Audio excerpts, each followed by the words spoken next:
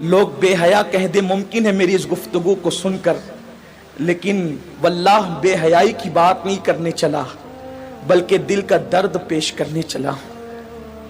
کوئی بے حیا کہے تو لاکھ کہہ دے، اس لیے کہ شوق نہیں ہے، مجبوری کہلوا رہی ہے۔ جو کہنا چاہتا ہوں، آج ہمارے نوجوان جس فعل بد میں سب سے زیادہ گرفتار ہیں، زنا سے بھی زیادہ، وہ ہے اپنے ہاتھوں سے اپنے اوپر غسل کو فرض کرنا۔ مجھے اس سے آسان اور اس سے باحیا الفاظ اس گناہ کے حوالے کی تشریح کے لیے نہیں مل پا رہے ہیں کہ لوگ اپنے ہاتھوں سے، نوجوان حمام کے اندر بیٹھ کر، بیت الخلاء میں بیٹھ کر، تنہائی میں بیٹھ کر اپنے ہاتھوں سے اپنی عصمت سے کھیلتے ہیں اور وہ اپنے ہاتھوں سے اپنے اوپر غسل کو فرض کرتے ہیں۔ یہ کیا ہے؟ اللہ کے رسول صلی اللہ علیہ وآلہ وسلم فرماتے کہ جو اپنے ہاتھوں سے اپنی شرمگاہوں سے کھیل کر اپنے اوپر غسل لازم کریں، آقا فرماتے اللہ کی، سارے فرشتوں کی اور مجھ محمد کی اس پہ لعنت ہو۔ حضور جس پہ لعنت کریں، جو بے باک لڑکے ہیں، بے باک چھوکرے ہیں، وہ تو زنا کے اڈوں تک جاتے ہیں، لیکن نام میں ہاتھ جو شریف کہلاتے ہیں، وہ ڈرتے ہیں کہ زنا سے پکڑ نہ لیے جائیں، عزت نہ چلی جائے، تو وہ اکیلوں میں، بستروں پر، مکانوں میں، دکانوں میں، تنہائیوں میں اپنے ہاتھوں سے اپنے سرمایے کو برباد کرتے ہیں۔ میں اپنا دل کا درد اپنے ان بھائیوں تک پہنچانا چاہتا ہوں، اور آپ کے توسط سے دنیا بھر میں میرے جو نوجوان اس فعل بد میں گرفتار ہے، جس پر رسول پاک نے لعنت کی، اللہ نے لعنت کی، حضور علیہ الصلوۃ والتسلیم کے غلاموں، جو اپنے ہاتھوں سے اپنے اوپر غسل فرض کریں، قیامت کے دن ان کو زانیوں سے زیادہ سخت عذاب دیا جائے گا، زنا کرنے والوں سے بدترین عذاب ان لوگوں کو دیا جائے گا۔ اور میرے آقا علیہ السلام فرماتے ہیں قیامت کے دن کچھ لوگ ایسے ہوں گے جن کے ہاتھ حاملہ ہوں گے، ہاتھوں پر حمل کے آثار ہوں گے۔ صحابہ نے عرض کی یا رسول اللہ، لوگوں کے، مردوں کے ہاتھ حاملہ ہوں گے؟ آقا فرماتے ہیں ہاں، جنہوں نے اپنے ہاتھوں سے اپنے اوپر غسل فرض کیا ہوگا، اشاروں کی زبان میں اس کا مفہوم عرض کر رہا ہوں، قیامت کے دن وہ اس حالت میں اٹھیں گے کہ ان کے ہاتھ حاملہ ہوں گے۔ اور یاد رکھنا، ایسا کرنے والے، ان کے چہروں پر پھٹکار برستی ہے، آنکھوں کے ارد گرد کالے کالے حلقے پڑ جاتے ہیں، گڑے پڑ جاتے ہیں، آنکھیں اندر کو دھنس جاتی ہے، زندہ رہ کر بھی انسان مردہ نظر آتا ہے۔ اور اگر 1 مہینے تک یہ فعل بد کر لیا، ساری زندگی اس کی عادت پڑ جاتی ہے۔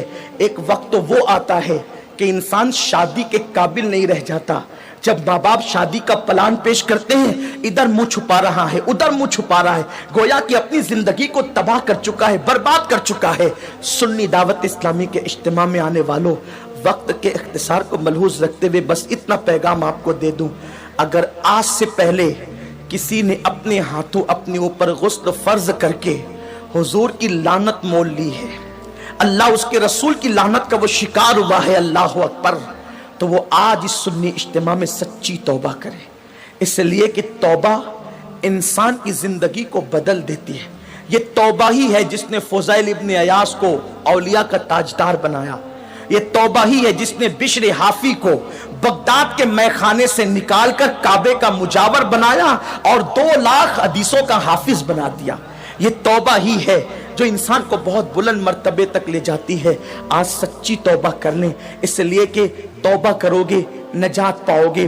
ایک حدیث پاک کا خلاصہ اختصار سے اور اپنی گفتگو تمام کروں، جب بھی ایسے گناہ کرنے کو دل چاہے تو اس وقت اتنا سوچنا کہ اللہ دیکھ رہا ہے، اگر یہ سوچ کر کے گناہ چھوڑ دیا تو زندگی کامیاب ہے۔ میرے آقا علیہ السلام نے اس حدیث کو، عبداللہ ابن عمر کہتے ہیں میرا بچپنا تھا، کم و بیش 7 مرتبہ میں نے حضور سے یہ حدیث سنی ہے۔ آقا فرماتے ہیں کفل نام کا بنی اسرائیل میں ایک شخص تھا، ایک جوان تھا، گناہ کرنا اس کی عادت تھی۔ ایک مرتبہ ایک لڑکی کو پیسوں کی ضرورت تھی، محلے میں کسی نے نہیں دیا، سینکڑوں کی ضرورت تھی، اس نے ہزاروں دے دیے۔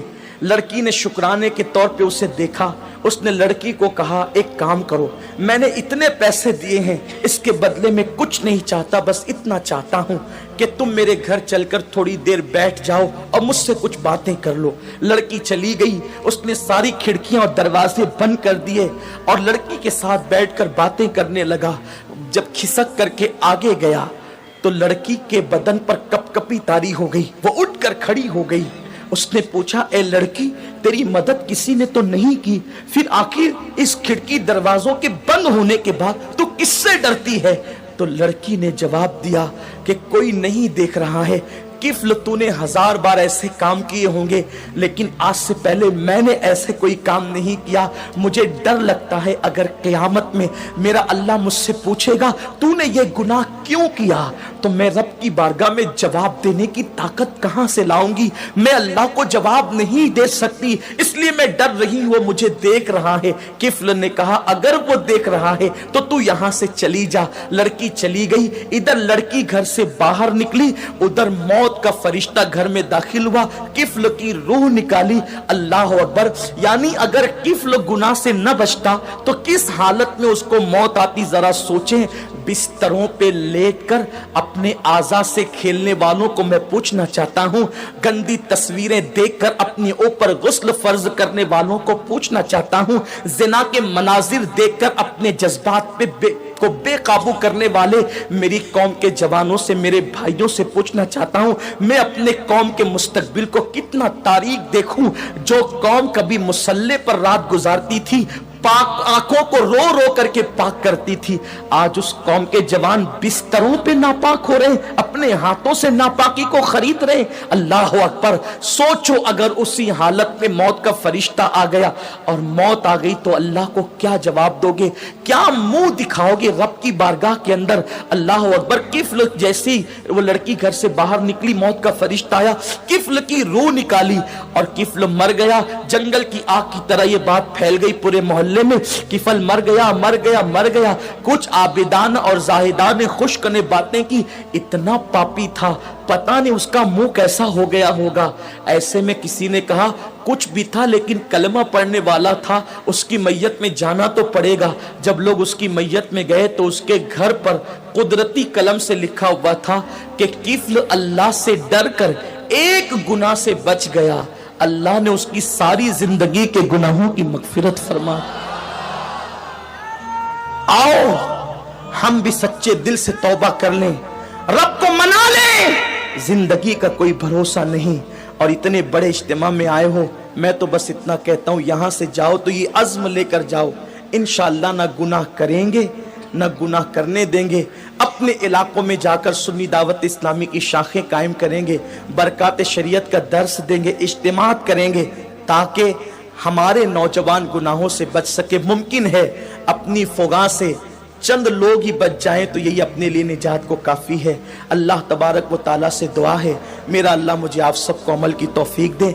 बातें तो बहुत है लेकिन वक्त मुख्तसर है। ये किस्सा लतीफ़ अभी नातमाम था, जो कुछ ये किस्सा लतीफ़ अभी नातमाम है, जो कुछ बयां हुआ वो आगाज़ बाब था। गुफ्तगू के दरमियान कोई गलती अल्लाह माफ़ फरमाए। वमा अलैना इल्लल बलाग।